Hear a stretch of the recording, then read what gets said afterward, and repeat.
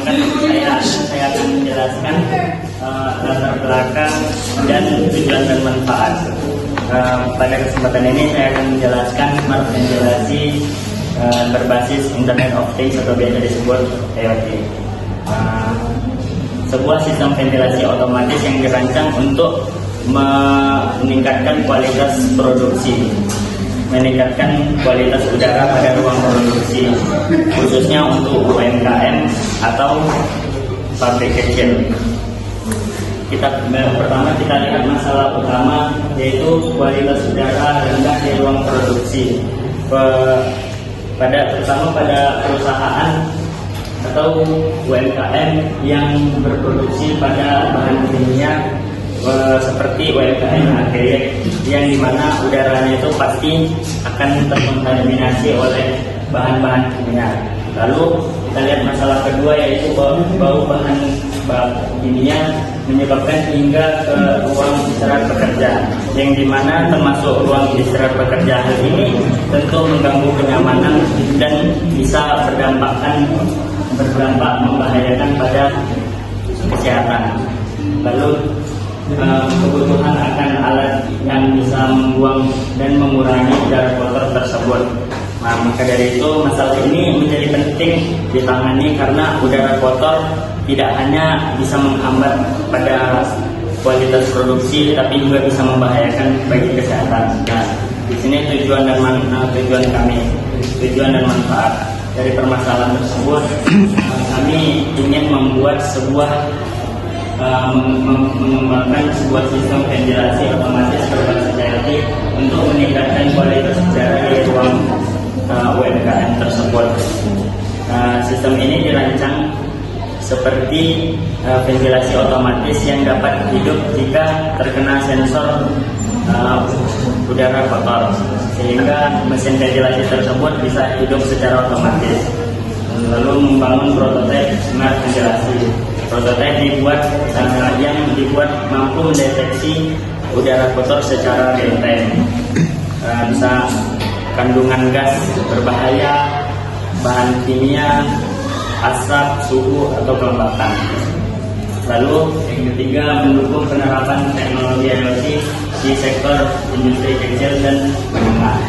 Saya akan menjelaskan tentang apa itu deskripsi proyek. Nah, di sini ada namanya deskripsi proyek atau sebuah gambaran pada alat kami. Nah, alat kami itu memiliki beberapa alat-alat yang jelas seperti ada sensor, lalu memiliki kipas. Nah, cara kerja gimana sih? Nah, jadi kami itu di UMKM kami itu memiliki masalah, yaitu ada ruang kerja produksi yang banyak mesin-mesinnya, lalu ada ruang produksinya, yang dimana karyawan bekerja di sana. Nah, jadi kami ingin menyelesaikan masalah tersebut dengan cara memisah antara peletakan sensor dan blow atau kipasnya. Jadi ketika masuk udara atau aroma yang tidak baik yang dihasilkan oleh pada mesin tersebut, nah di sana baru bekerja sistem sensor pada ruangan bersih atau ruangan produksi tersebut. Di sanalah akan difungsi oleh program yang akan mengaktifkan blow atau fan tadi dan mengeluarkan udara yang tidak baik atau udara bau-bau yang tidak bagus pada ruangan tadi. Nah, selanjutnya itu ada kegiatan utama proyek. Yang pertama itu ada perencanaan proyek. Nah, di sini perencanaan proyek kami akan langsung mendatangi kegiatan UMKM tersebut terkait ventilasi di mana, apakah berada di atas atau di bawah. Selanjutnya terkait penggunaan luar pada mesin kami dan selanjutnya. Selanjutnya itu ada perakitan hardware. Nah, untuk perakitan hardware ini akan kami laksanakan pada minggu selanjutnya. Selanjutnya itu ada pengembangan software. Nah, pada pengembangan software ini kami akan mengaktifkan atau mengintegrasikannya pada ponsel. Jadi ketika sebuah sistem ini mendeteksi adanya bau-bau tidak sedap atau polusi pada ruangan kerja bersih, maka di smartphone tadi akan mengeluarkan sebuah notifikasi. Nah, itu adalah integrasinya. Selanjutnya itu integrasi antar sistem. Nah, untuk integrasi antara sistem ini terdapat dua, yaitu dua yang berhubungan antara hardware dan software, di mana ketika si hardware tadi, hardware itu termasuk blow tadi dan juga sensor. Nah, ketika hal itu mendeteksi adanya bau-bau yang tidak sedap pada ruangan kerja, maka software kami ini akan membuat versi mobile yang akan dikembangkan untuk melakukan ada beberapa opsi pilihan. Jika tadi ruangan tadi sudah terindikasi adanya bau tidak sedap, nah dari tiga layar mobile ini bisa mengaktifkan blow tadi agar hidup. Jadi ada dua pilihan. Nah itu untuk mengembangkan aksinya. Jadi lebih menghemat untuk semisal gini, pada ruangan produksi itu sistemnya bekerja alternatnya, sementara di ruang produksi tidak ada orang. Jadi ya untuk menghemat energi tadi biarkan saja itu terkena sedikit udara tidak sedap. Makanya kami aktifkan di fitur mobile-nya itu dapat memiliki dua aksi, antara menghidupkan flow atau tidak. Nah selanjutnya itu ada implementasi lapangan. Untuk implementasi lapangan ini sudah include termasuk pemasangan alat, kalibrasi sistemnya, dan juga mengajarkan kepada mitra kami bagaimana cara mengaktifkannya atau ada sedikit trouble-trouble pada mesinnya. Nah selanjutnya itu ada ruang lingkup proyek. Nah pada desain sistem ventilasi otomatis ini kami menyesuaikan juga terhadap klien kami, apakah ventilasinya di atas atau di bawah, dan juga seperti permintaan konsumen kami ini untuk alatnya bisa. Nah itu untuk yang desain sistem ventilasi otomatis. Sementara untuk pengembangan aplikasi monitoring IoT, nah ini tadi untuk yang terdapat beberapa aksi pilihan di antara flow, di antara mesin software tadi yang akan dimasukkan ke HP, ke mobile-nya, yang dapat memiliki dua aksi tadi, antara menghidupkan fan atau tidak. Dan selanjutnya itu ada implementasi edukasi UMKM mitra. Nah, implementasi ini sudah seperti yang saya jelaskan tadi, seperti langsung memasang alatnya, mengajarkan kepada mitra kami bagaimana cara pemakaiannya, serta juga memberitahulah kira-kira berapa pemakaian listriknya. Selanjutnya ada autonomous vehicles atau yang bisa itu namanya sistem kerja mesin otomatis. Nah, ketika mesin itu bekerja otomatis pasti ada beberapa error atau beberapa penggunaan watt. Nah, itu nanti kami akan beritahu juga kepada UMKM. Sekian, terima kasih. Oke, baik, di sini saya akan menjelaskan desain perancangan. Yang pertama ada input sensornya. Input sensor di sini ada 3 sensor. Yang pertama sensor DHT dan sensor NCC.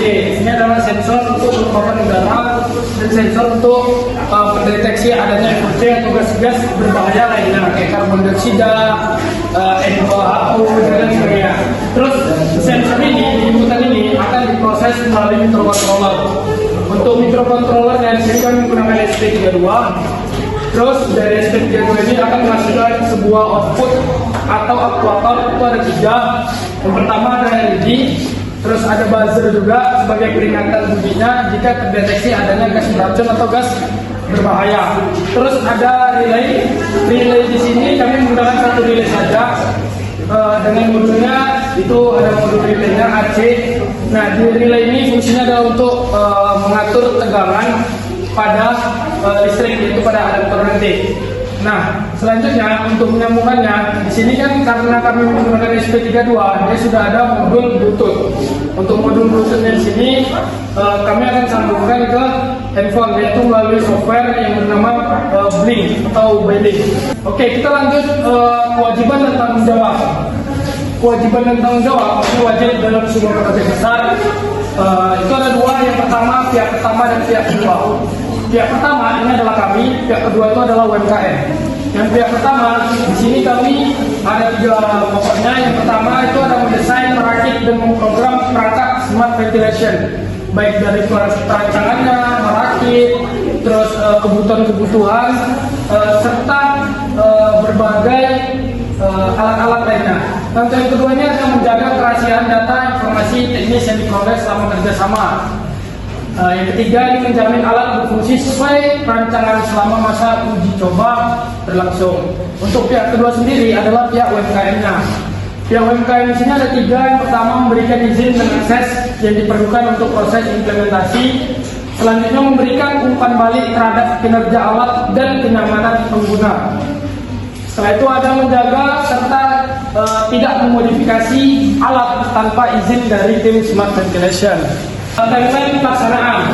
Timeline pelaksanaan di sini ada 5. Yang pertama itu minggu pertama, kedua itu adalah melakukan planning dan analisis kebutuhan klien. Jadi klien ini kayak mitra ini dia membutuhkan apa sih, atau ada tambah-tambahan gitu, baik itu dari softwarenya, hardwarenya, sensor dan lain sebagainya.